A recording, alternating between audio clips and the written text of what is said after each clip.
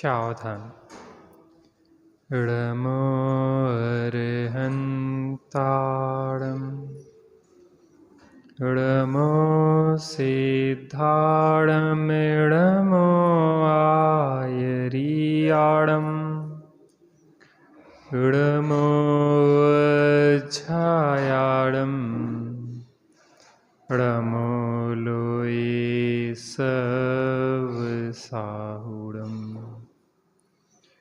नमः समय साराय स्वानुभूत्या चकासते चित्स्वभावाय भावाय सर्वभावान्तरचिदे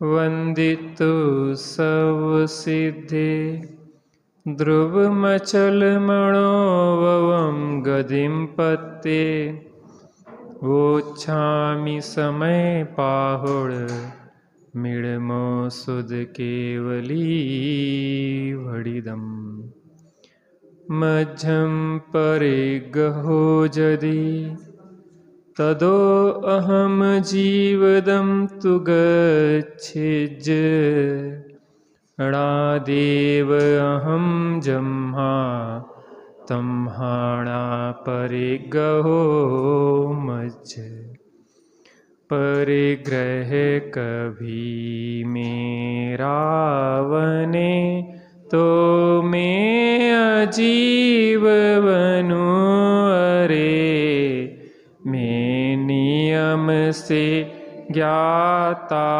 हिस्से नहीं परिग्रह मुझ बने मैं नियम से ज्ञाता हिस्से नहीं परिग्रह मुझ बने। श्री समय सार जी निर्जराधिकार गाथा क्रमांक 208।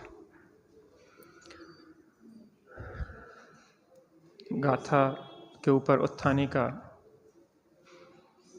इसलिए मैं भी परिग्रह को ग्रहण नहीं करूँगा, इस प्रकार अब मोक्षाभिलाषी जीव कहता है।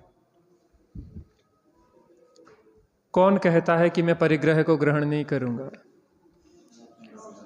जिसने आत्मा को ग्रहण कर लिया है। किसी व्यक्ति को अमृत पिलाया जाए तभी वह कह सकता है कि मैं जहर को ग्रहण नहीं करूँगा। लेकिन जिसने आज तक अमृत चखा नहीं है उसको जहर में ही अमृत लगता है, अर्थात उसने जहर को ही अमृत मान रखा है। आत्मा दुखी है। कैसा है? दुखी है। अब वह दुखी आत्मा जब ज़्यादा दुखी होता है तो अपने को दुखी मानता है, और जब कम दुखी होता है तो अपने को सुखी मान लेता है। क्या? ज़्यादा दुखी हो तो दुखी और कम दुखी हो तो सुखी। ये कौन सी परिभाषा है? बुखार 106 डिग्री था तब तो परेशान, और 99 डिग्री रह गया तो 106 डिग्री में बीमार और 99 डिग्री में स्वस्थ। इतने पीछे काय बैठ गए बहन जी आप? 106 डिग्री में बीमार और 99 डिग्री में स्वस्थ, ये कौन सी परिभाषा है? 98.6 फ़ारेनहाइट। आपका अगर टेम्परेचर नहीं है तो आप बीमार हैं, आपको बुखार है, भले वो 99 डिग्री क्यों ना हो, 98.7 क्यों ना हो। बात समझ में आती कि नहीं आती? दुख का लक्षण आचार्य देव ने आकुलता बताया और सुख का लक्षण आचार्य देव ने निराकुलता बताया।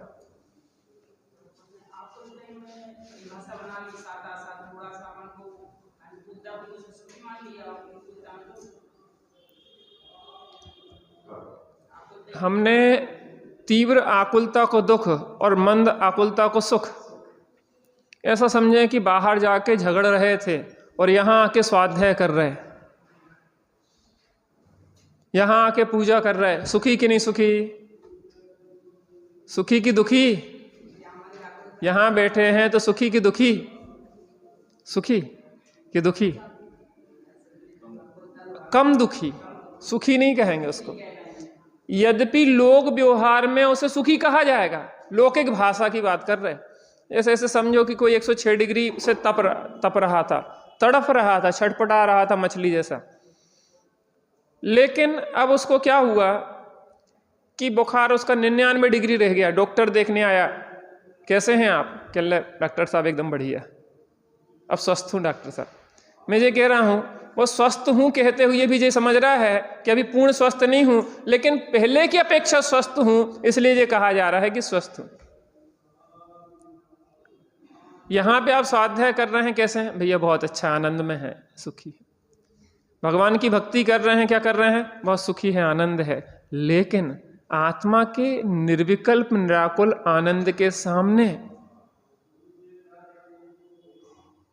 आत्मा के निर्विकल्प निराकुल आनंद के सामने ये भी विकल्प, जिनवाणी को सुनने का, भगवान की पूजा भक्ति को करने का, ये विकल्प भी वास्तव में क्या है?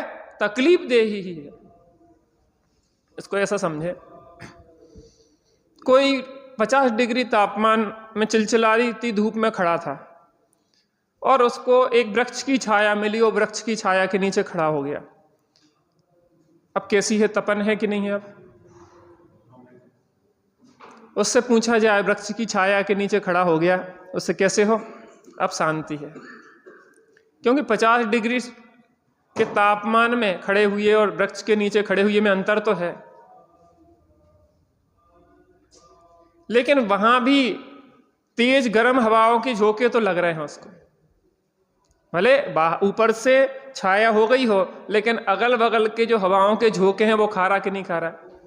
अब वही व्यक्ति घर में आके अपने एयर कंडीशनर रूम में जाके बैठ जाए, अब कैसा है? अब क्या है? अब वो शीतलता में आया। वहां पे तो क्या था? कम गर्मी और ज्यादा गर्मी, और एक जगह तपन थी, एक जगह थोड़ा विश्राम था। हम ये कह रहे हैं कि वृक्ष के नीचे थोड़ी देर उसने विश्राम भी कर लिया, लेकिन क्या वृक्ष के नीचे वो घर बना के रह जाएगा कि अब तो यहीं जम जाए हम? नहीं, अब घर चलो। कहाँ चलो? क्योंकि विश्राम कहाँ पे है? घर में विश्राम है। ऐसे हम तीव्र राग देश कसायों के क्लेश में लगे हुए थे, हाय पैसा, जे इसका बुरा हो जाए, इसका जे हो जाए, इसका वो हो जाए। दूसरों का अहित चाह रहे थे, दूसरों का मार काट, पैसे के पीछे लोगों की जान ले रहे थे। इतनी आकुलता में लगे हुए थे, मरने मारने तक की।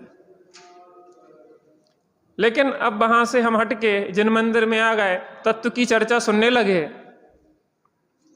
वहां अगर अपन इसका भी पैमाना बनाए तो वहां हम 90% उबल रहे थे। कितने परसेंट? 90% उबल रहे थे। अब यहां आके 10% उबलाहट रह गई, गर्मी रह गई। उबलाहट क्या करें? अब गर्मी 10% है, लेकिन क्या उसको भी शीतलता कहेंगे?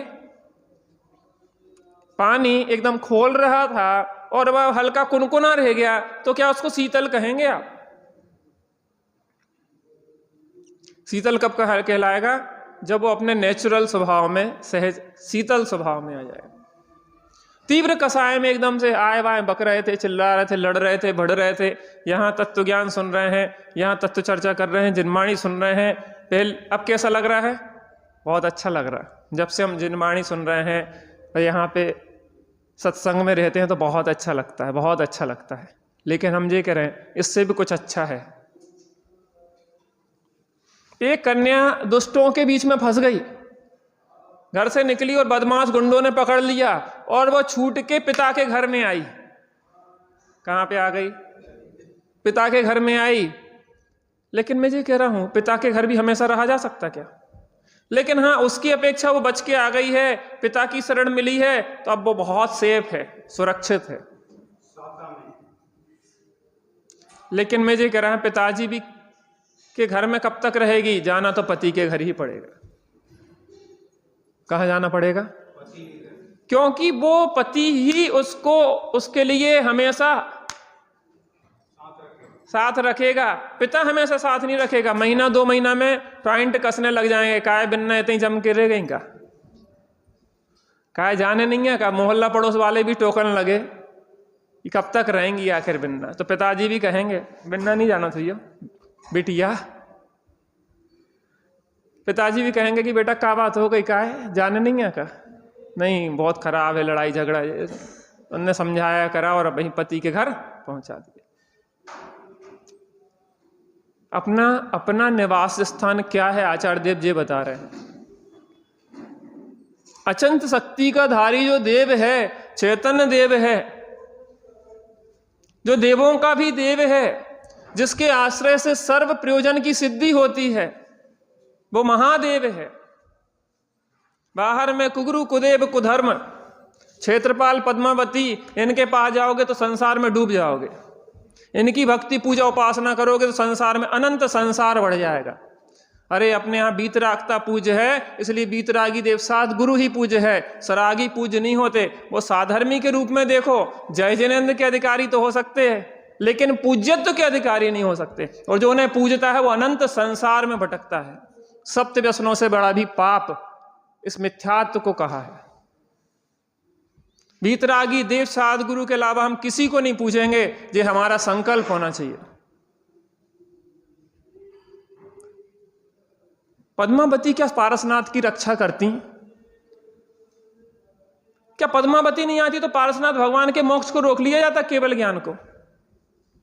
पद्मावती ने और धरणेन्द्र ने तो अपनी भक्ति दिखाई। वो भगवान के भक्त थे। अगर उनसे पूछा जाए कि हम तुम्हारी भक्ति करेंगे तो वो तुम्हें दंड देंगी, बल्कि कि हम तो सेवक हैं, हम तो उनके चरणों को सेवा करने वाले, तुम हमारी भक्ति कर रहे। तुम अगर भक्ति करना है तो पारसनाथ की करो, हमारी नहीं करो। उन्हें अपनी भक्ति दिखाई। वो नहीं भी आते तो केवल ज्ञान तो होना ही था। तो जो कुगुरु कुदेव कुधर्म में लगे हैं, उनका तो संसार बहुत दूर है। लेकिन सच्चे देव साधुगुरु के निकट आते हैं, तत्व की बात सुनते हैं, यहां पे उसको अच्छा लगता है, सही बात समझ में आती है, सत्य बात समझ में आती है। क्योंकि यही हमें व्यवहार से शरण है। कैसे शरण है? व्यवहार से। क्यों है? क्योंकि यह हमें अपने आत्मा की शरण तक पहुंचाते हैं। वो कन्या पिता के घर में जाके क्यों संतुष्ट होती है? क्योंकि पिता अब हमें पति से मिलवा देंगे। पिता के घर में रहने के लिए नहीं जाती। वो काय के लिए जाती है कि पिता के यहाँ हम सुरक्षित हो गए हैं, अब हम पिता के घर पहुंच गए हैं तो पति के घर भी पहुंच जाएंगे। ऐसे सच्चे देवसाद गुरु के निकट आ गए हैं तो अब हम आत्मा के निकट पहुंच जाएंगे। लेकिन सच्चे देवसाद गुरु में ही अटक गए तो भी आत्मा में नहीं पहुंच पाएंगे। एक अवलंबन है, एक माध्यम है हमें आत्मा तक पहुंचाने के लिए। सीढ़ी पे हम जाते हैं छत पे पहुंचने के लिए, लेकिन जो सीढ़ी को ही छत मान के अटक जाते हैं वो छत पे पहुंच नहीं पाते। जो गड्ढे में डले हैं उन्हें तो अवसर ही नहीं है, लेकिन जो सीढ़ी में भी अटक जाते हैं, सीढ़ी की आवश्यकता है, लेकिन कब तक? जब तक छत पे नहीं पहुंचे। देवसाद गुरु की आवश्यकता है कब तक? जब तक आत्मा तक नहीं पहुंचे। विवाह होता है, विवाह में क्या करता है बच्चा? घोड़े पे बैठने के पहले किसके चरण छूता है? अपने पिताजी के। किसके छुएगा? पिताजी के। अगर पिताजी के चरण नहीं छूता है तो वास्तव में लोग व्यवहार से शून्य है, क्योंकि पिता ने इस योग्य बनाया है, माता पिता ने इस योग्य बनाया है कि हम घोड़े पे बैठ पाएं। वो बच्चों की शादी नहीं होती जो माता पिता से विपरीत चलते हैं। माता पिता के संस्कार थे कि आज हम इस लायक हुए हैं।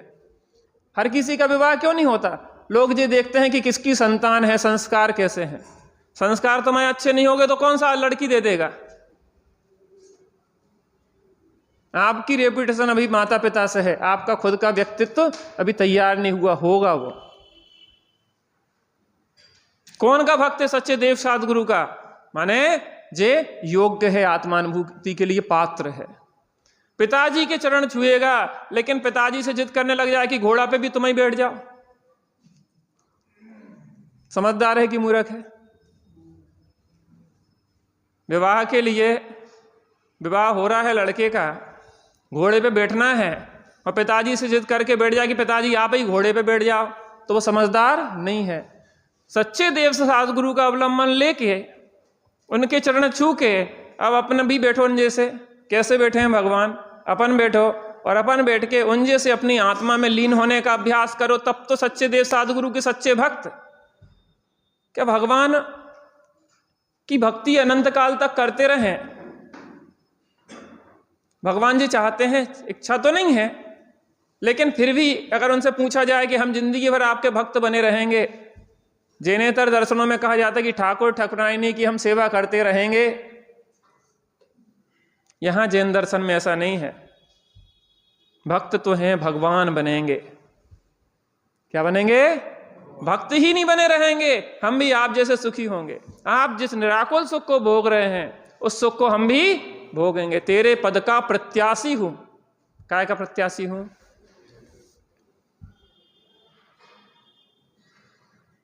व्यवहार और परमार्थ दोनों को समझना होगा। सच्चे देव सद्गुरु के निकट आए बिना आत्मा मिलती नहीं है, लेकिन सच्चे देव सद्गुरु में अटक जाने वाले को भी आत्मा नहीं मिलती है।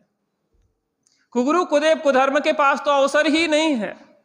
गुंडों के पास तो फंस गई हो जो कन्या, उसे पति के पास पहुंचने का अवसर ही नहीं है। लेकिन पिता के पास भी पहुंच के जो पिता में ही राग करके रुक जाए, वो भी पति तक नहीं पहुंच पाएगी।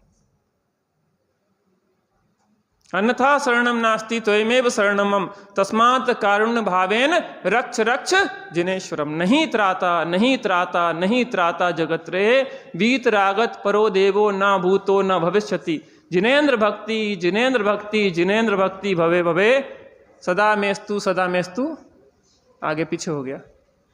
भवे भवे, जब तक मुझे मोक्ष नहीं मिलता तब तक भगवान आपकी भक्ति मिलती रहे, क्योंकि आपको छोड़ दूंगा तो मोक्ष भी नहीं मिलेगा, और आप में अटक जाऊंगा तो भी मोक्ष नहीं मिलेगा। जय अनेकांत है जिन शासन का। तो वो व्यक्ति की आवाज निकल रही है जो पूर्व में जिसने आत्मा की अनुभूति कर ली है। 206 गाथा में जिसमें चर्चा करी थी, इसमें सदा रतिवंत हो, इसमें सदा संतुष्ट रे, इसमें ही हो तू तृप्त उत्तम शौक हो जिससे तुझे। जो 144 कलश में क्या है? अचिंत शक्ति स्वयमेव देव चिन्मात्र चिंता मणिरेश यस्मात् सर्वार्थ सिद्धात्मतया विदत्ते ज्ञानी किमन्यस परिग्रहेण। जब आत्मा को ग्रहण कर लिया है, जो आनंद में मग्न हो गया है, फिर दूसरों की आकांक्षा क्यों करेंगे? सीता को रावण की आकांक्षा कैसे हो सकती है? क्योंकि सीता तो राम में अनुरक्त है। सीता ने राम को ही सर्वस्व माना है, वो रावण में अनुरक्त हो सकती नहीं। ऐसे ही जिसने अपना सर्वस्व अपनी शुद्धात्मा को माना है, वो कहीं पर में अनुरक्त हो सकता नहीं है। सर्व सिद्धिदायक एक शुद्धात्मा है। क्या चाहिए है तुम्हें? अनंत ज्ञान चाहिए है, शुद्धात्मा को देखो। अनंत दर्शन चाहिए है, शुद्धात्मा को देखो। अनंत वीर चाहिए है, शुद्धात्मा को देखो। अनंत सुख चाहिए है, शुद्धात्मा को देखो। जो जो तुम्हें चाहिए है आनंदित होने के लिए, वह सब सर्व सिद्धिदायक चिंतामणि रत्न है। यह जो मांगोगे वह मिलेगा। अनंत गुणों का स्वाभाविक परिणमन मिलेगा। मुनि दशा मिलेगी, अरहंत दशा मिलेगी, सिद्ध दशा मिलेगी, अनंत काल तक के लिए सुख मिलेगा। कहाँ लगे हैं हम? जो भगवान की भक्ति करता है, लौकिक विभूति तो उसके चरणों में लौटती है, उसकी आगे पीछे घूमती हैं। वो आकांक्षा नहीं करता, उसे किंचित भी सुख बुद्धि नहीं होती, फिर भी चक्रवर्ती के पद सहज प्राप्त होते। भरत चक्रवर्ती को जब चक्ररत्न प्रकट हुआ 6 खंड पे जीतने के लिए, स्थिति बनी तो उन्हें रो रहे थे, वो रो रहे थे। कहाँ हमारे भाई लोग आदिश्वर स्वामी की दिव्य ध्वनि सुन रहे हैं, हमारे पुत्र लोग आदिश्वर स्वामी की दिव्य ध्वनि सुन रहे हैं और मोक्ष जा रहे हैं, और मैं अभागा 60,000 वर्ष के लिए मुझे 6 खंड को जीतने जाना पड़ रहा है। दुनिया समझ रही भरत जी के बड़े मजे हैं, 96,000 रानियां 6 खंड, उनकी पीड़ा को देखो।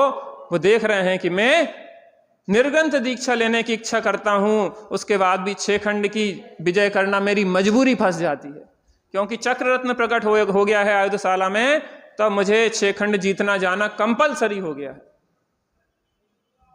सांसारिक व्यवहारिक व्यवस्थाएं आपको निभाना पड़ती है, माता पिता की सेवा करना है, सब कुछ करना है, लेकिन इन सब कर्तव्यों को अवश्य करना चाहिए। व्यवहारिक व्यवस्था है, लेकिन पारमार्थिक कर्तव्य क्या है, इसको नहीं भूलना चाहिए। इन सब के बीच में भी मैं शुद्धात्मा हूं, ऐसा श्रद्धान ज्ञान और स्थिरता का हर क्षण प्रयत्न करना चाहिए। ये मजबूरियां हैं, क्योंकि हम शुद्धात्मा में नहीं रह पा रहे, इसलिए देवसाद गुरु के निकट रह रहे हैं। वो शुद्धात्मा में रहें तो फिर विकल्प ही नहीं है किसी प्रकार का। ज्ञानी कह रहा है, कौन कह रहा है? इसलिए मैं भी परद्रव्य को ग्रहण नहीं करूंगा। क्यों नहीं करूंगा? क्योंकि मैंने स्वद्रव्य को ग्रहण कर लिया है। इस प्रकार अब मोक्षाभिलाषी जीव कहता है। कौन कहता है? अपन नहीं कह रहे, अपन भी कह रहे कि अपन ही कह रहे? अपन मोक्षाभिलाषी नहीं है। मोक्षाभिलाषी माने सुख के अभिलाषी नहीं है। संसार में भटकते रहे ना क्या अपन को? इतना तो भटक लिया, अब तो अवसर आया है सब प्रकार से इससे निकल भागने का। दुष्टों से बच पितु ग्रह आकर, कन्या ज्यों हरसावे, पितु भी उसको धूम धाम से निज घर में पहुंचावे। जग से त्रसित शरण त्यों आया, अब शिवपुर पहुंचाओ। निज को भूल बहुत दुख पाए, अब मत देर लगाओ। कोई कन्या दुष्टों से बची, पितु के घर में आई, पिता ने भी धूमधाम से अपने पति के घर में पहुंचा दिया। हमारे सच्चे देवसाद गुरु हमें शुद्धात्मा में पहुंचाते हैं, इसलिए हम उनकी भक्ति करते हैं। कोई भोगों के लिए भक्ति थोड़ी ना करके हमारी शादी हो जाए, अच्छा व्यापार चलने लग जाए, हमारा शरीर स्वस्थ हो जाए। अरे जेनी इन तुच्छ आकांक्षाओं में नहीं पड़ता। जिसका लक्ष्य बड़ा होता है वो छोटी मोटी बातों में नहीं पड़ता। लंबी दूरी की ट्रेनें छोटे छोटे स्टेशनों पे नहीं रुकती हैं। वंदे भारत ट्रेन हुए और छोटे छोटे हर 5 किलोमीटर पे रुक जाए। अरे हम मोक्षाभिलाषी हैं, हमारा लक्ष्य मोक्ष है, परम अतीन्द्रिय सुख है। हम इन विषयों के चक्कर में फंसने वाले नहीं हैं। हम तो परिपूर्णता, पूर्णता के लक्ष्य से की हुई शुरुआत ही सच्ची शुरुआत है। शिखर जी जाना है तो बीच के स्टेशनों पे क्या है, घूमते घामते चले जाएंगे कि लक्ष्य कहाँ रखेंगे? शिखर जी चलना भैया, शिखर जी चलना। कदाचित इलाहाबाद में आधा घंटा ट्रेन रुकती थी, आधा 1 घंटे इंजन चेंज होता था तो थोड़ा टहल भी लेते थे, लेकिन दृष्टि काय पे होती थी? अपनी ट्रेन ना छूट जाए। कुछ भी करोगे तो दृष्टि काय पे होगी? ऐसी लौकिक व्यवहार में आपको कर्तव्यों को निभाना पड़ेगा। जो अपने लौकिक कर्तव्यों दायित्वों को नहीं निभाता वो परमार्थ का तो पात्र ही नहीं है। लेकिन उसको ये भी जानना पड़ेगा परमार्थ कर्तव्य किसके प्रति है हमारा। परमार्थ कर्तव्य अपने प्रति है, क्योंकि अनादिकाल से संसार में आत्मा भटक रही है। उस परम निराकुल सुख, अक्षय अनंत सुख की प्राप्ति चाहते हैं। ऐसा सुख चाहते हैं जिसके बाद कभी दुख ना हो। मोक्षाभिलाषी। अक्षय अनंत सुख कहाँ होता है? मोक्ष में होता है। बिना मोक्ष प्राप्त किए तुम सुखी मान रहे हो? हम तो आनंद में हैं। क्या है? सब अनुकूलता है। पहला सुख निरोगी काया, दूजा सुख हो घर में माया, तीजा सुख कुलवंती नारी और चौथा सुख सुत आज्ञाकारी। हम तो सब प्रकार से सुखी हैं। 10 उंगलियां घी में और सिर कढ़ाई में। आनंद है। कोई समस्या आपको श्रुति बहन जी? नहीं है, कुछ भी समस्या हमें है ही नहीं है। हमें संसार में मजा आ रहा है। या तो तीर्थंकरों की निगाह में खराबी थी या हमारी निगाह में खराबी है, उनकी में तो नहीं हो सकती। जो संसार विशेष सुख होता तीर्थंकर क्यों त्यागे, और काहे को शिव साधन करते संयम सो अनुरागे। हम इसी भोग विषय भोग में सुखी होना चाह रहे हैं, बढ़िया आनंद चल रहा हमें। तो आत्मा को जाने बिना आनंद होता है क्या? आनंद सुख आत्मा में है, विषयों में नहीं है। इसलिए यहां पे कह रहे हैं परिग्रह कभी मेरा बने तो मैं अजीब बनूं। अरे जिन जड़ परिग्रह को हम अपना बता रहे हैं, मान रहे हैं, वो अगर मेरा बन जाए तो मैं चेतन से जड़ हो जाऊंगा। क्यों? क्योंकि स्वा और स्वामी संबंध एक ही द्रव्य में होता है, दो द्रव्यों में नहीं होता। कल चर्चा की थी कि वो गधा इस इंतजार में था कि धोबी की कन्या से हमारा विवाह हो जाए। काय के इंतजार में था? कि धोबी की कन्या से गधा सोच रहा था कि हमारा विवाह हो जाए। हो सकता कि नहीं हो सकता? हो सकता कि नहीं? वो तो फिर भी संभव है, क्योंकि आजकल एआई रोबोट से शादी कर रहे लोग। इंसानों से तो पट नहीं रही। कुत्ता कुतियां पाल रहे हैं, पत्नी को छोड़े फिर रहे हैं, पति को छोड़े फिर रहे हैं, कुत्ता कुतियों के साथ रह रहे हैं। अब तो एआई रोबोट आ गया है, वो आपकी हर बात हाँ कहेगा, कभी ना कहेगा ही नहीं। आपकी हर बात को मैपिंग करेगा कि इसका मूड अभी कैसा है। जीआई जनरेट, वो आपकी मूड को पहचानेगा कि आपका मूड अभी कैसा चल रहा है, आप क्या सुनना चाहते हो, वो आपको वही बोलेगा। प्रवचन जो आप कहो, तत्व चर्चा भी करेगा आपसे।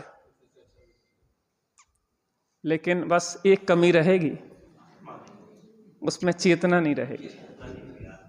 और एक का अंक हटा दिया जाए तो शून्य ही शून्य बचते हैं पीछे।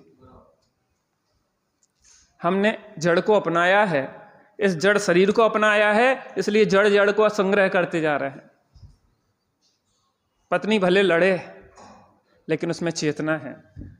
तुम उसको बात बताओगे मोक्ष मार्ग की, तो वो बदल के मोक्ष मार्ग में लग सकती है। लेकिन एआई रोबोट सब अनुकूल बोलने के बाद भी वो मोक्ष मार्ग में नहीं लग सकता है। बातें करता रहेगा, लेकिन अंत में कह देगा कि जय जिनेंद्र, हम में वो सामर्थ्य नहीं है कि हम मोक्ष जा सके। लेकिन वो एआई रोबोट से विवाह हो जाए, उस गधे का उस कन्या से विवाह हो जाए, ये भी संभव है। लेकिन परद्रव्य किंचित मात्र भी हमारा हो सकता नहीं। जिसके पीछे हाय पैसा, हाय पैसा, हाय पैसा, पूरा जीवन व्यक्ति उसके लिए निकाल देता है। जिसके संग्रह में पूरा कीमती अनमोल जीवन जो आत्मा की आराधना कर मुक्ति मार्ग में लगाया जा सकता था, जिसके लिए हम लगा देते हैं पूरे संग्रह में, जिसके श्रृंगारों में मेरा यह महंगा जीवन भूल जाए। सुबह से रात तक बिल्कुल पैसा पैसा पैसा पैसा।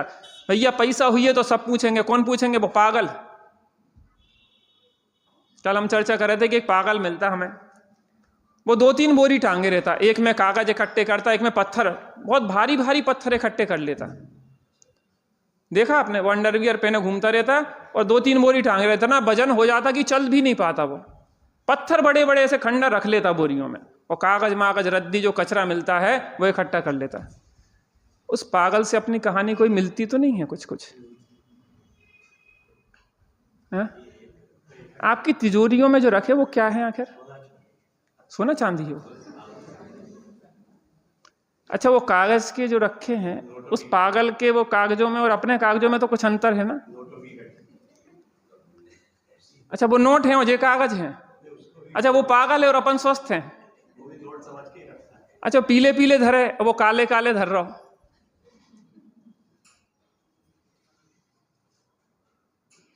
उसका पागलपन तो दिखता है, लेकिन हमें अपना पागलपन नहीं दिखता।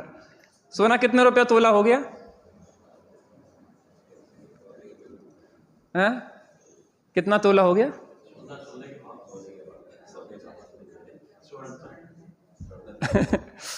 हम जो कह रहे, वो पत्थर जो डला था ना, वो पत्थर को किसी ने देखा कि अरे यार ये तो ग्रेनाइट है। ग्रेनाइट पहले बार कब मिला कि वो दूसरे के साथ चिपका आ गया, उसको घिसा गया, तो यार ये तो इसमें तो चमक आ रही है, तो ग्रेनाइट की कीमत हो गई, नहीं तो वो तो सामान्य पत्थर है। तो ये पत्थर जो बटोरे हैं ना वो पागल, उसको भी अगर देखा जाए तो कोई विशेष कीमती पत्थर, अरे इसकी कीमत तो सोने से भी ज्यादा है, तो वो तो यही समझ रहा है। आप छुड़ा के देख लो,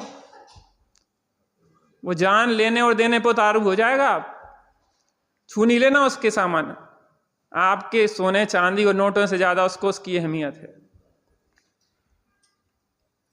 अपनी कहानी एक सी चल रही। यहां पे आचार्य देव कह रहे हैं परिग्रह कभी मेरा बने तो मैं अजीब बनूं। अरे हम अजीब बने फिर रहे हैं कि अगर परिग्रह स्व मान रहे हैं हम और उसका स्वामी हम अपने को मान रहे हैं, तो हम अपने को जड़ का स्वामी मान रहे हैं। और हम जड़ का स्वामी जड़ होगा कि चेतन होगा? उस गधे का स्वामी, गधी का स्वामी गधा होगा कि पुरुष होगा?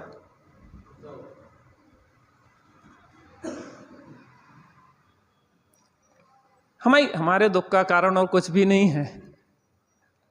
हमें अपनी अंदर की स्वसत्ता जब तक नहीं दिखेगी तब तक इनकी प्रीति छूटने वाली नहीं है। और जहां स्वसत्ता दिख जाएगी तो वहां पे ये सब जड़ दिखने लग जाएंगे। इसमें स्वस्वामी संबंध खत्म हो जाएगा।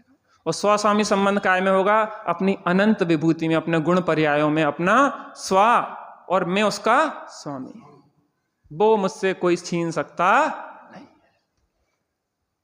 मैं नियम से ज्ञाता ही, इससे नहीं परिग्रह मुझ बने। मैं कौन हूं? नियम से ज्ञाता ही हूं। ज्ञाता था, ज्ञाता हूं और अनंत काल तक क्या रहूंगा? कुछ कर भी क्या सकते? मुझे ये बताओ, क्या कर सकते? इतना हमने जीवन पूरा निकाल दिया परद्रव्य के संग्रह करने में, और अंत में एक बोर्ड लगा था। क्या लगा था? हाँ? क्या लगा था? उन सब पदार्थों पे बोर्ड लगा था कि हम आपका साथ देने में असमर्थ है, हम आपके साथ जाने में असमर्थ है। इस धरा पर सब धरा रह जाए। विचार करना चाहिए। थोड़ा सा समय निकालो काय के लिए? अपनी खोज के लिए। जरा समय निकाल आत्म शुद्धि के लिए, जिसकी तुझे तलाश है वो तेरे पास है।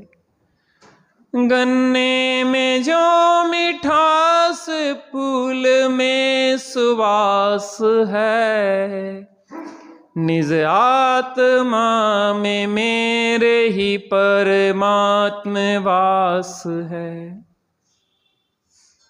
नर जन्म का ये लक्ष्य न केवल विलास है। भोग विलास जीवन का लक्ष्य नहीं है।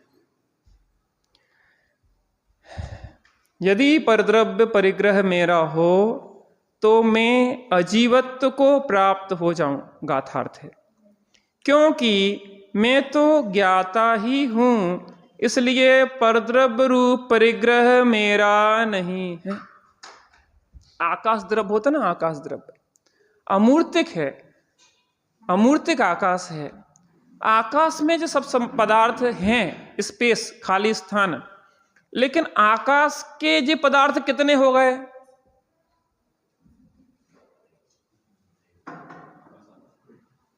आकाश के, आकाश द्रव्य के, आकाश माने स्पेस, स्थान, जो सब द्रव्यों के रहने के लिए स्थान देता है। आकाश द्रव्य में सब पदार्थ स्थान पा रहे हैं, सब द्रव्य स्थान पा रहे हैं, लेकिन वह द्रव्य आकाश द्रव्य के कितने हो गए?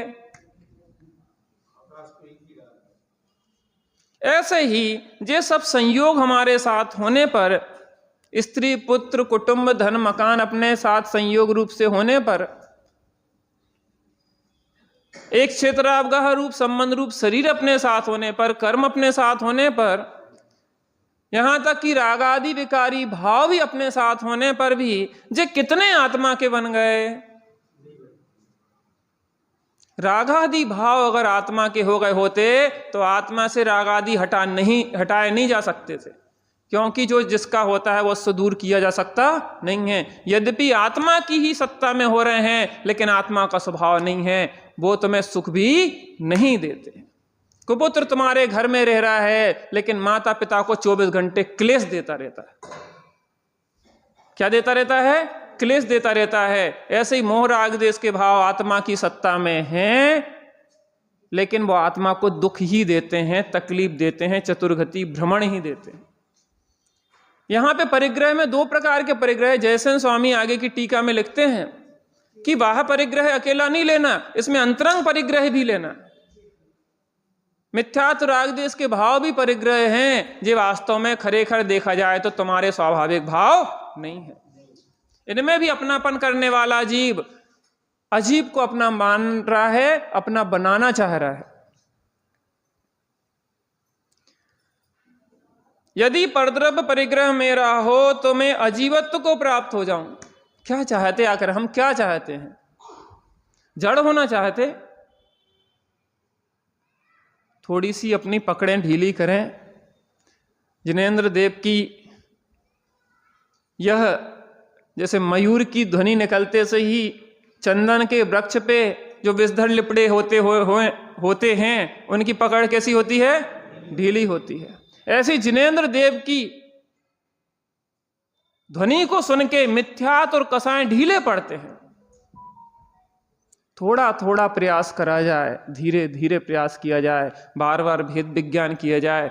जिस स्त्री पुत्र कुटुंब धन मकान को अपना मान रहे हैं, वो क्या हमारे साथ जाने वाले हैं? फिर हम क्यों अपना इसके लिए अपना कीमती बहुमूल्य निर्भव मनुष्य भाव बर्बाद करें? ठीक है, व्यवहारिक व्यवस्था में सहयोग बिना काम नहीं चलते। हम आपका सहयोग करेंगे, आपका आदर सम्मान करेंगे, सब कुछ करेंगे। व्यवहार को व्यवहार के तरीके से जिया जाता है, उनका सम्मान भी रखेंगे। सच्चे देव सद्गुरु का यहाँ अपन अध्यात्म परमार्थ क्षेत्र में ध्यान रखते हैं, उनका सम्मान करते हैं। लौकिक क्षेत्र मर्यादाओं में माता पिता का सम्मान करेंगे, बड़े बुजुर्गों का सम्मान करेंगे, लेकिन सबसे बड़ा सम्मान किसका है?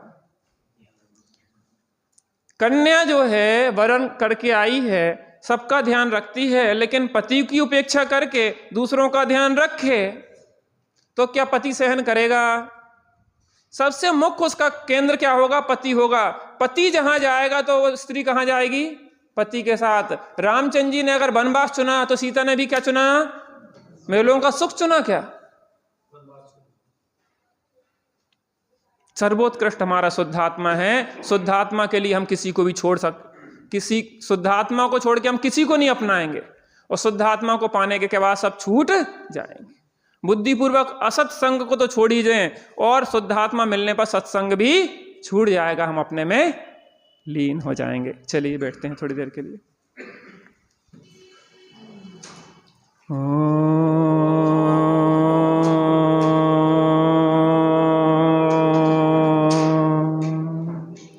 शांति शांति शांति।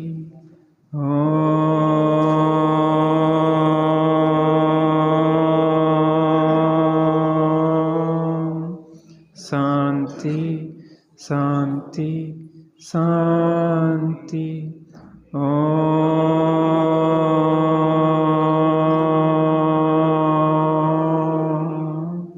शांति शांति शांति। मैं एक शुद्ध सदा अरूपी ज्ञान दर्शन में हूँ यथार्थ से। ये अन्य सब परद्रव्य किंचित मात्र भी मेरे नहीं।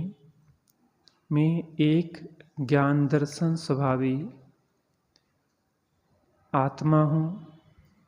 इसके अतिरिक्त परमाणु मात्र भी परद्रव्य मेरा था नहीं, है नहीं, हो सकता नहीं।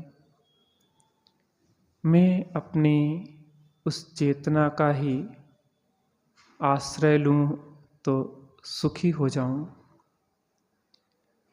कुछ क्षण के लिए बाहर से अपने उपयोग को हटा के उस चैतन्य दर्शन ज्ञान स्वभावी सत्ता में स्थिरता का प्रयत्न करते हैं।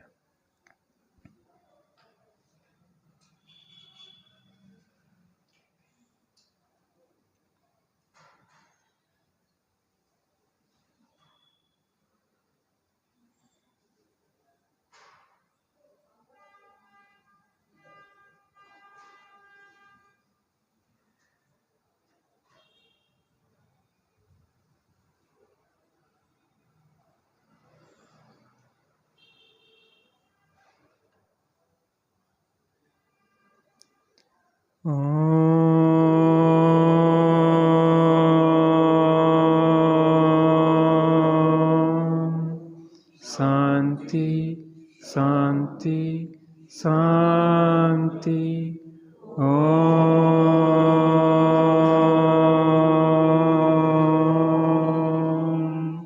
शांति शांति शांति।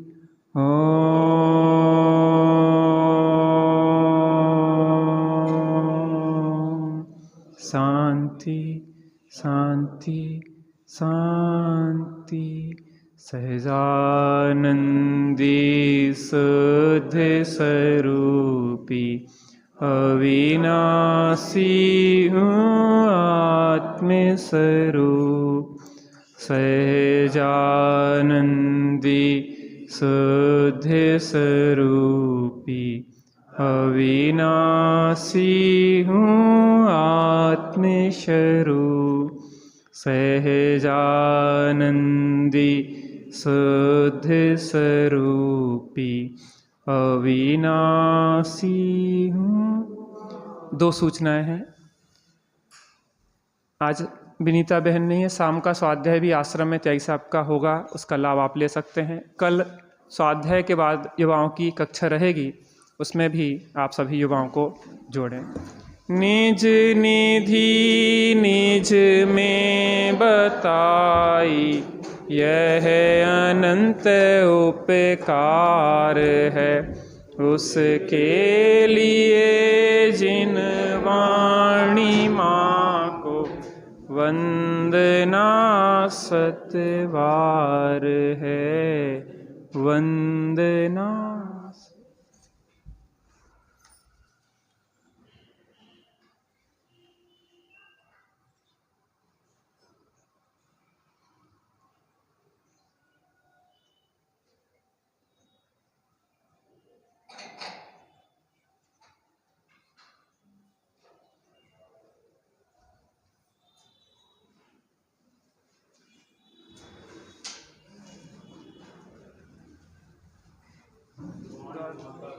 जय बोलो पंच परमेश्वर जी भगवान की।